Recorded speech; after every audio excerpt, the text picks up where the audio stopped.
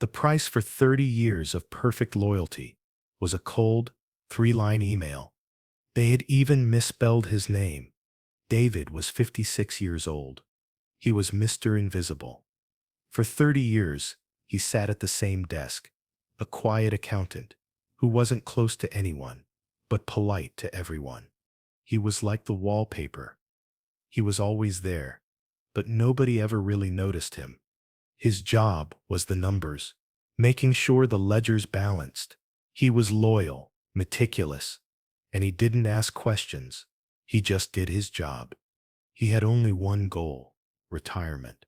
He was just 6 months away from his full 30-year pension and benefits package. 6 months, and he would finally get the small dream he had saved his entire life for. But the company was sold. The old owner, a good man, retired. The company was bought by a ruthless young investment group. The new owner, Marcus Thorne, was a shark. The day Marcus arrived, the house cleaning began. They shuttered old departments, firing everyone they labeled inefficient. David wasn't worried. He was invisible. He ran the numbers. They couldn't function without him. He was wrong. The email arrived on a Friday at 4:57 p.m. Subject: Restructuring notification. Your services are no longer required. At 5:07 p.m., his system accounts were locked. Security left his personal items in a cardboard box at the front desk. 30 years, erased in 10 minutes. This was the betrayal. 30 years of labor, taken away 6 months before the deadline. His lawyer confirmed the bitter truth. He was short of the deadline. His pension was gone. He was left with nothing. Before we continue this unbelievable story of injustice, if you love realistic life dramas and revenge stories, hit that subscribe button right now, and let's find out what David found that night. David sat at home that night. He was in shock. His hands were shaking. His life was over. 56 years old, unemployed, and his retirement savings were gone. Then he thought about his tax documents. All his personal tax records, his pay stubs, they were all on the company server, now locked away. But David was a meticulous man.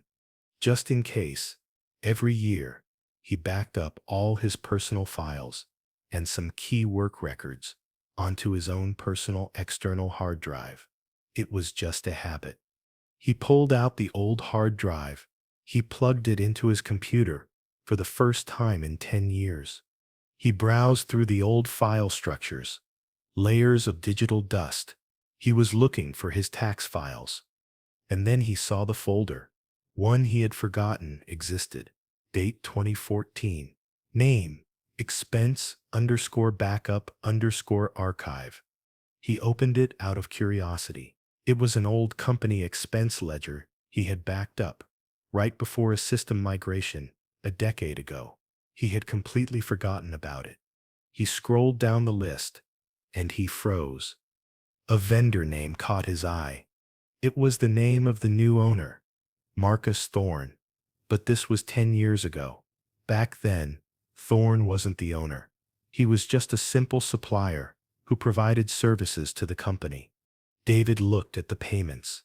Massive sums, regular monthly transfers. But he looked at the description code. Consulting fee. There was no invoice, no record of service. David knew that code. He had seen codes like that for 30 years. That was the hidden code for a kickback or a bribe. The new owner, 10 years before he bought the company, had been secretly paying off someone inside the company, likely inflating his prices and defrauding the firm he would one day buy. The new owner thought he had scrubbed all the digital servers clean when he bought the company. But he never counted on the analog backup of the boring accountant he just fired. David held a weapon. He had the only surviving proof that the man who just fired him had a long history of fraud related to this very company. David didn't sleep that night. His brain, for the first time in 30 years, was working faster than his calculator. The invisible man was finally seeing everything. He started connecting the dots. He remembered that Marcus Thorne, 10 years ago, was just a small-time vendor, and he remembered Thorne's only connection inside the company. The old chief financial officer, Frank. Frank was the company's iron fist, and David remembered something else. The very first person Marcus Thorne fired when he bought the company was Frank. David understood now. This wasn't a coincidence. This was partners cleaning up their own mess. Frank and Thorne had likely been bleeding the company dry for a decade.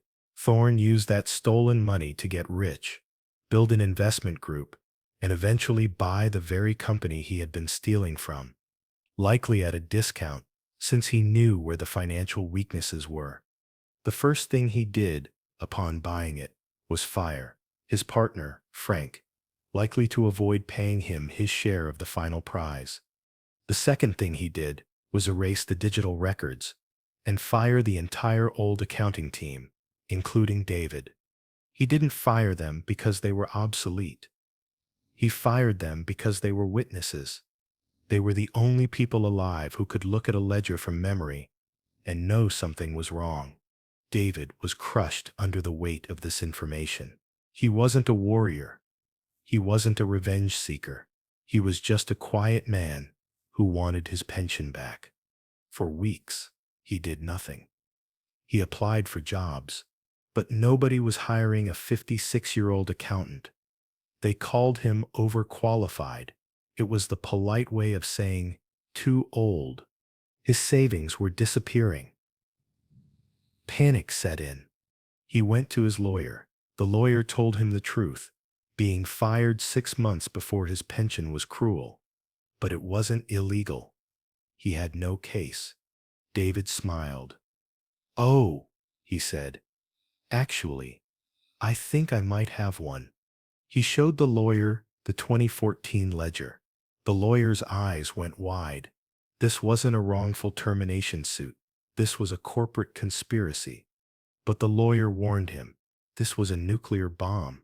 If David leaked this, Thorne would accuse him of stealing corporate secrets and have him arrested. David knew he had no legal right to possess that file. He was trapped. He had the proof, but he couldn't use it. This was David's lowest point. Belittled, fired, broke, and now a criminal just for holding the truth. But he was an accountant. The numbers don't lie, and David hated risk. He forgot revenge. He just wanted justice. His own personal justice. His pension. He made a plan. A quiet plan. He opened an anonymous email account. He wrote only one line. He didn't send it to Thorne. He sent it to the place Thorne feared most, the External Audit Board and the Shareholders' Council. He attached a single screenshot, one single line item from the 2014 ledger, the $200,000 kickback payment to Marcus Thorne. He wrote nothing else. Just the subject line. Check the 2014 ledgers, specifically Frank's accounts. And he waited. Nothing happened. A week passed. 2 weeks. Then his apartment buzzer rang. It wasn't the police. It wasn't the company lawyer. It was Marcus Thorne himself.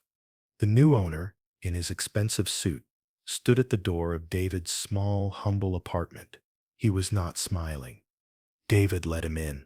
Thorne shut the door. This was the ultimate confrontation. The contempt was no longer hidden. It was raw. Thorne didn't yell about what David did.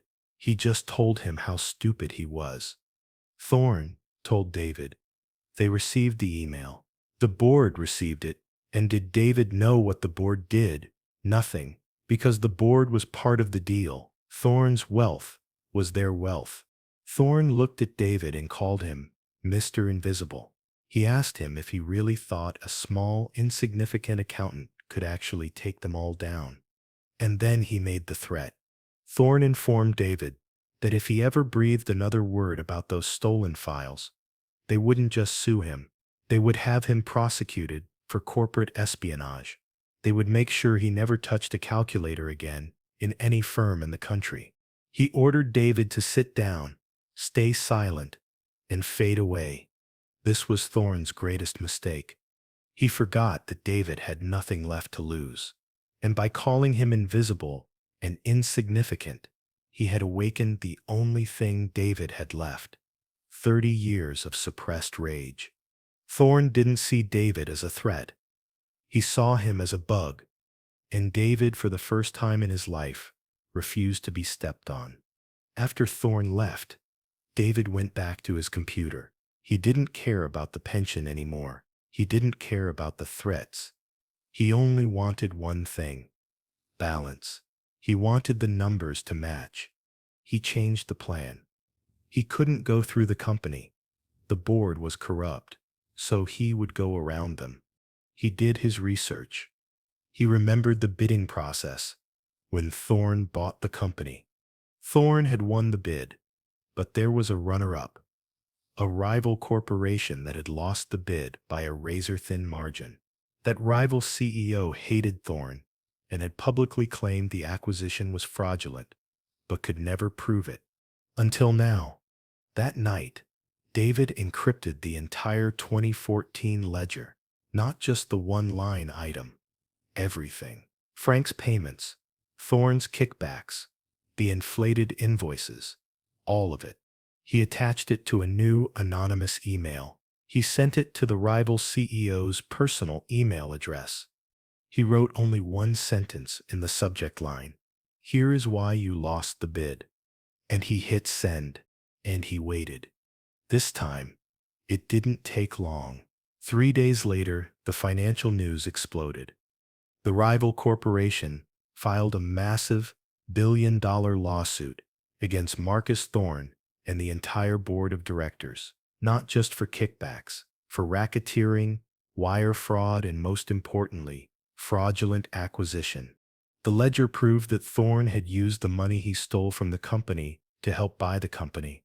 Thorne's empire collapsed in 1 week. The stock hit zero. The board resigned. Thorne didn't just lose the company. He lost everything. When the federal agents showed up at his mansion, the arrogant man from David's apartment was gone. That was the end of the story. Justice was served, but 2 weeks later, David's phone rang. It was the rival CEO, the new owner of the company. They called him to a meeting. David assumed they saw him as a threat, too. But the CEO offered him a job. They had taken over the company, but the books were a complete catastrophe. They needed one person to fix Thorne's decade of digital fraud. They needed someone who could see beyond the digital deletions, someone with the old analog memory. They looked at David, and they didn't call him Mr. Invisible. They called him lead consultant. David, for the first time in his life, negotiated. He accepted the offer on 2 conditions. First, his full 30-year pension would be immediately paid out, with interest, plus punitive damages for the 6 months of distress. Second, he would not have a desk at the new office. He would work from home, on his own hours. The new CEO shook his hand. The deal was done. David worked for 6 more months, but this time, not as a slave, as a king. He used his 40-year memory to fix every fake number Thorne had created, to find every stolen dollar. 6 months later, he delivered his final report to the new board. The ledgers were clean. And then he retired. David bought the small fishing boat he had dreamed of his entire life. He is not an invisible man anymore. He is the man who balanced the books. And for the first time in his life, the ledgers are finally truly in balance.